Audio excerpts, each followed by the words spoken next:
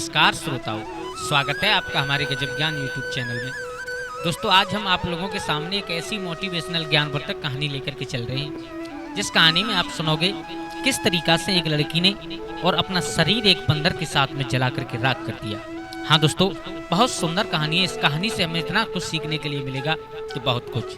तो दोस्तों, कहानी प्रारंभ करने से पहले आप लोगों से निवेदन है, कृपया हमारे चैनल पर अगर नए मेहमान बंधु बन करके जुड़े हैं तो कृपया हमारे चैनल से जुड़ जाएं, चैनल को सब्सक्राइब करें और हो सके तो अपने परिवार और दोस्तों के साथ में शेयर जरूर करें। दोस्तों, आ जाओ, आप लोगों का समय बर्बाद न करते हुए कहानी प्रारंभ करते हैं। एक बार मृत्यु लोक पर भगवान भोले बाबा और मैया पार्वती विचरण कर रहे थे, घूम रहे थे, निकल कर के जा रहे थे। तो उन्होंने रास्ते में क्या देखा कि रास्ते में एक चिता जल रही है और उस चिता तो एक जल रही है, लेकिन उससे आग की लपटें दो निकल रही हैं। आग की लपटें दो निकल रही हैं। तो मैया पार्वती को शंका हो गई। मैया पार्वती ने कहा, प्रभु मेरी समझ में नहीं आया, ये जो तुम्हारे सामने आंखों के सामने तुम भी देख रहे हो, मैं भी देख रही हूँ कि ये जो एक चिता जल रही है, लेकिन इससे आग की दो लपटें कैसे निकल रही है, इसका क्या कारण है? अगर अग्नि एक जगह जल रही है तो उसमें से लपट एक ही निकलनी चाहिए और ये दो दो निकल रही हैं, इसका क्या कारण है? तो भगवान भोले बाबा ने कहा, पार्वती इसके पीछे एक बहुत बड़ा कारण है। क्या कारण है? बोले इसके पीछे ये कारण है कि इस चिता में और एक लड़की एक बंदर के साथ अपना शरीर जला रही है। क्या? बोले हाँ। बोले बंदर के साथ? बोले हाँ। क्या रिश्ता था उसका? बोले वो रिश्ता था जो एक पति पत्नी का हुआ करता है। आजा पार्वती, हम तुम्हें सुनाते हैं, ये एक बड़ी ही मार्मिक, बड़ी ही ज्ञानवर्धक कहानी है और इस कहानी को जो इंसान कलयुग में सुनेगा उसकी हर मनोकामना पूरी होगी। तो आ जाओ। तो भगवान भोले बाबा ने मैया पार्वती को कहानी सुनाना प्रारंभ किया है।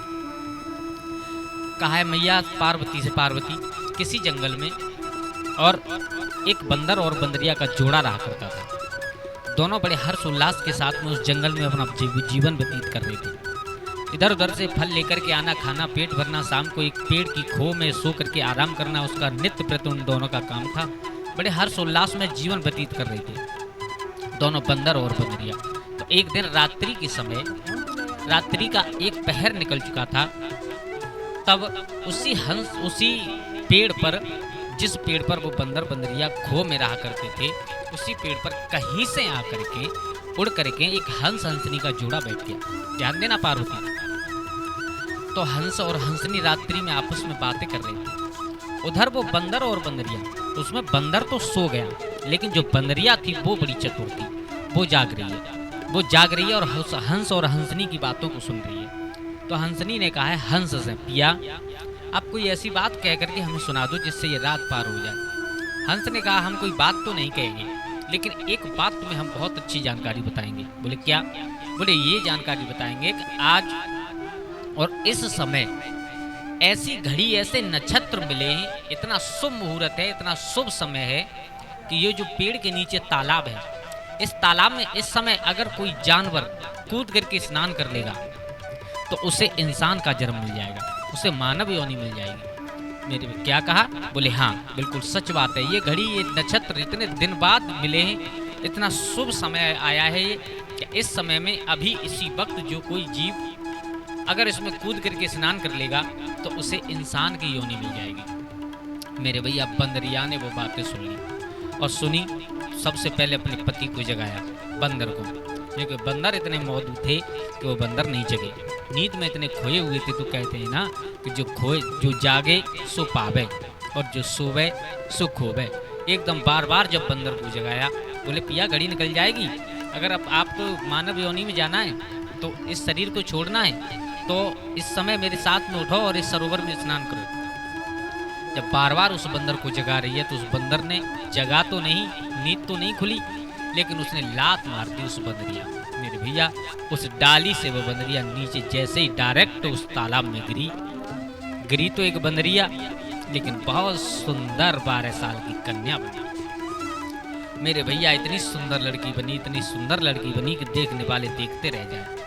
अब उस सरोवर से निकली, शरीर पर कपड़ा नहीं थी। मेरे भैया कपड़ा कहाँ से आए? वो बंदर की योनि से मानव योनि में आई, लड़की बनी, लेकिन शरीर पर कपड़ा नहीं थे। तो निकल करके उस सरोवर से और आकर के उसी पेड़ की एक खो में बैठ गई। अब सुबह हुआ, मेरे भैया सुबह हुआ तो अब बंदर ने देखा, बोले मेरी पत्नी कहाँ है, मेरी बंदरिया कहाँ है। पत्नी के प्यार में इतने अंधे, इतनी याद आने लगी, इतनी याद आने लगी, अब तो चारों तरफ ढूंढ रहे हैं, बुरे पागलों की तरह चिल्ला रहे हैं। तब उस खो से आवाज़ लगाई है, पिया मैं यहाँ बैठी। बंदर ने देखा ये लड़की मुझे पिया क्यों कह रही है, ये लड़की मुझे पति क्यों बता रही है। पूछा क्या बात है, क्या कहना चाहती है। बोले मैं तुम्हारी पत्नी हूँ। बोले तुम कैसे। बोले पिया मैं एक बंदरिया थी, तुम्हें मालूम है, लेकिन रात्रि में हंस हंसनी ने हमें बताया कि ऐसा शुभ मुहूर्त आया, उस शुभ मुहूर्त में मैंने कूद करके सरोवर में स्नान कर लिए, मेरा शरीर इंसान का हो गया, तुम बंदर हो। अब तो उस बंदर ने पत्नी की बात सुनी, एकदम पेड़ से कूद पड़ा उस सरोवर में, लेकिन अब कुछ नहीं हुआ। बार बार कूदता है लेकिन कुछ नहीं होता है। मेरे भैया अब तो वो लड़की उस बंदर के साथ में बड़े हर्ष उल्लास के साथ रहने लगी। बंदर इधर उधर से फल फूल कंदमूल ये सब लेकर के आए और उसको खा करके वो लड़की अपनी गुजर बसर करे। भगवान भोलेनाथ समझा रहे हैं, हे पार्वती, समय धीरे धीरे निकलता चला गया, समय धीरे धीरे निकलता चला गया। अब एक दिन बंदर तो इधर उधर जंगल में वन फल लेने के लिए चला गया, अपनी पत्नी उसी लड़की का पेट भरने के लिए। लेकिन किसी राज्य का एक राजा उसी जंगल में शिकार खेलने के लिए गया। जब शिकार खेलने के लिए गया तो उसने देखा कि एक खो में कितनी सुंदर लड़की बैठी है। मेरे भैया उस राजा का उस लड़की पर दिल आ गया, एकदम अपना कोड़ा नीचे डाल दिया उस राजा ने और आवाज लगाई है, बेटी इस कोड़ा को उठा करके जरा हमें दे दीजिए। उस लड़की ने कहा, महाराज मैं शरीर से निर्वस्त्र हूँ, मैं तुम्हारे सामने निकल नहीं सकती, मेरे शरीर पर कोई कपड़ा नहीं है, मेरा अंग खुला हुआ है, मैं तुम्हारे सामने नहीं आ सकती, मैं इतनी शर्मिंदा हूँ, महाराज माफ़ करना, हम तुम्हारा कोड़ा नहीं दे सकते। उसी समय घोड़ा से अपना पीताम्बर फेंक दिया महाराज ने।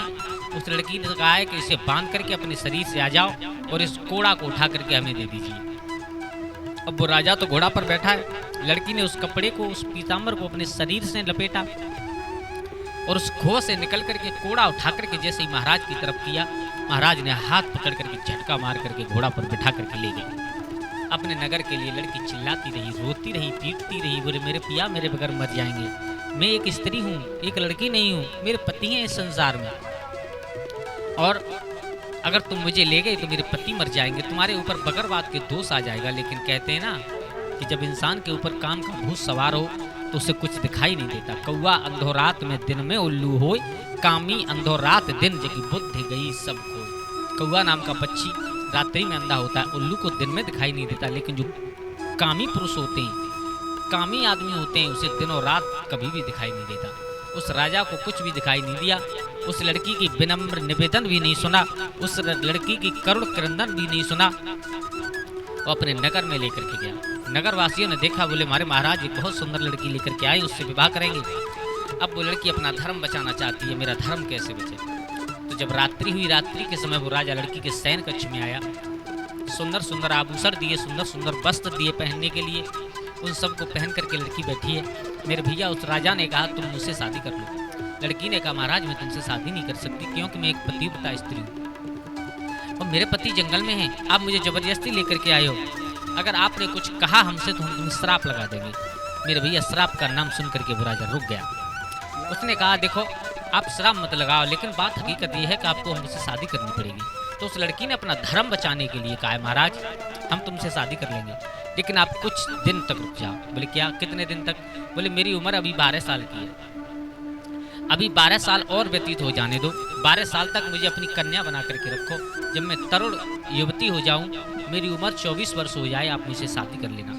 राजा ने कहा चलो ठीक है, आज नहीं तो कल किसी न किसी दिन तो हमारी दुल्हनिया बनेगी ना।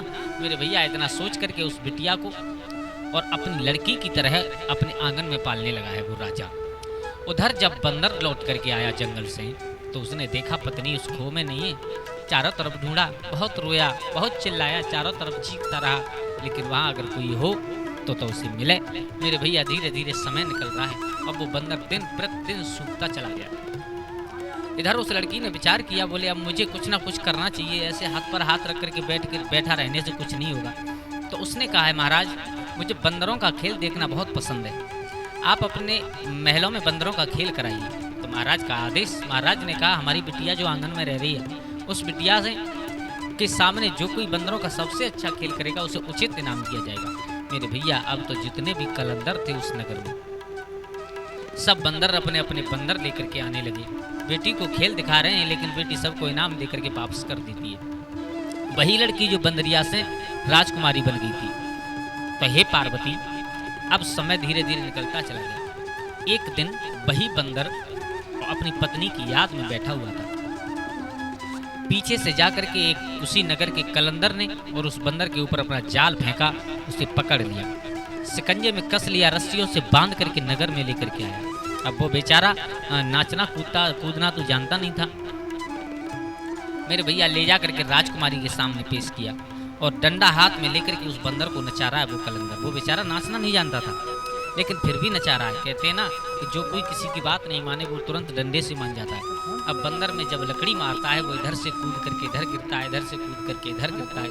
राजकुमारी समझ गई, बोले ये वही हैं, इन पर न तो नाचना आता है न कुछ। पहचान लिया अपने पति को। उस कलंदर से कहा, भैया आप इस बंदर को मुझे दे दीजिए। आप जी चाहो उतनी कीमत ले सकते हो, लेकिन इस बंदर को आप मुझे दे दीजिए। कलंदर ने कहा, ठीक है महारानी, अगर तुम लेना चाहती हो तो ले लो। मेरे भैया उचित मूल्य देकर के उस राजकुमारी ने अपने पति को यानी उस बंदर को उस लड़की ने खरीद लिया और अपने आंगन में अपने पति की तरह सेवा करती है। खुद खाना बाद में खाए पहले उस बंदर को खिलाती है, खुद स्नान बाद में करे पहले उस बंदर को स्नान कराती है। अब तो बड़े हर्ष और उल्लास के साथ में बड़ा आनंदमय जीवन व्यतीत होने लगा। रस्सी से बांध करके रखती है। मेरे भैया धीरे धीरे धीरे धीरे समय निकलता चला जा रहा है। अब उधर वो समय नजदीक आ रहा है कि महाराज से कहा है कि 12 साल बाद और मुझे अपनी बिटिया बना लेना। तो हे पार्वती सुनो, अब एक दिन जो उसी महाराज की, उस राजा की, उस आंगन में एक बहन थी। तो कहीं पर वो राजकुमारी, जो राजा उस राजकुमारी को लेकर के आया था, जिसे बंदरिया से लड़की बन गई थी, उसे पकड़ कर के लाया, एक दिन किसी काम बस पड़ोस में चली गई। और जब पड़ोस में गई तो जो राजा की बहन थी उससे कह करके गई कि इस बंदर का ख्याल रखना, टाइम से पानी पिला देना, टाइम से खाना खिला देना। मेरे भैया उस लड़की ने, जब वो राजकुमारी चली गई तो उस राजा की बहन ने, उस लड़की ने उस बंदर को खाना खिलाया। खाना खिलाने के बाद पानी पिलाया। पानी पिलाने के बाद उसके दिमाग में एक विचार आया, बोले ये और इस बंदर का रोज नाच देखती है, आज हम भी देखें ये नाश्ता कैसा है। मेरे भैया चारपाई से बंदर बना था। उसने लकड़ी उठाई, उस बंदर को नाचाना प्रारंभ किया है। लेकिन वो बेचारे नाच ना जाने तब तो ना, इधर मारती है तो इधर कूद करके गिरते, इधर मारती है तो इधर कूद करके गिरते। एकदम क्या हुआ कि वो चारपाई में जो रस्सी लगी होती है उस रस्सी में फंस गई और एकदम कूदे तो जो महल की चार दीवारी बनी थी, उस चार दीवारी से कूद करके नीचे गिरना चाहते थे। गले में रस्सी बंधी हुई थी। मेरे भैया एकदम लटके रह गए। फांसी लग करके वो बंदर मर गया। अब जिस समय वो लड़की लौट करके आई, उसने देखा मेरे पति मर गए। मेरे भैया कलेजा फट गया, बहुत रोई, बहुत। उस बंदर को उठा करके अपनी गोदी में रख करके बहुत रोई। इतनी रोई बता नहीं सकते आपको। मेरे भैया राजा को मालूम पड़ा तो राजा उस बंदर को ले जा करके उसका अंतिम संस्कार करना चाहता है। उसी समय 16 श्रृंगार से अपने शरीर को सजा करके सती होने की तैयारी करने के बाद, हे पार्वती, आज वो राजकुमारी चली। राजकुमारी जैसे ही उस जगह पर पहुंची जिस जगह पर बंदर को जलाया जाने वाला है, उसकी चिता जलाई जाने वाली है, उसका अंतिम संस्कार किया जाने वाला है, महाराज ने देखा, चकित रह गए। बोले तुम 16 श्रृंगार करके क्यों आई हो? बोले महाराज मैं सती होना चाहती हूँ। बोले किसके साथ? बोले अपने पति के साथ। बोले कहाँ है तुम्हारा पति? बोले यही मेरा पति है। पूरा हाल बताया उस लड़की ने महाराज को। महाराज को रहम आ गया, अपने आप पर कोसने लगे कि मेरी वजह से और इस पतिव्रता स्त्री का पति चला गया। हाथ जोड़ करके कहा है, बेटी 12 साल तक तुम मेरे आंगन में बेटी बन करके रही, बेटी हो सके तो मुझे माफ़ कर देना। मुझसे इतना बड़ा अपराध हो गया कि क्षमा मांगने लायक भी मैं नहीं हूँ। क्या करूँ क्या नहीं करूँ? मेरे भैया अब धीरे धीरे और उस चिता को तैयार किया गया। उस चिता पर बंदर रखा। वो बेटी जाकर के उस चिता पर बैठ गई। उस बंदर को अपनी गोदी में लेकर के जैसे ही अपनी हथेली रगड़ी, अग्नि प्रकट हो गई और वही चिता आहे पार्वती ये जल रही है। तो वो लड़की एक बंदर के साथ में सती हो गई। अपने पति के साथ में सती हो गई, अपना पति पर धर्म निभाया, जीते जी निभाया और मरने के बाद भी निभाया। तो ये पार्वती, तुमने ये देख लिया है कि एक चिता में से दो लपटें निकल रही हैं, दो लौ निकल रही हैं। पार्वती चलो, हमें तुम्हें इस मृत्यु लोक से चलना है।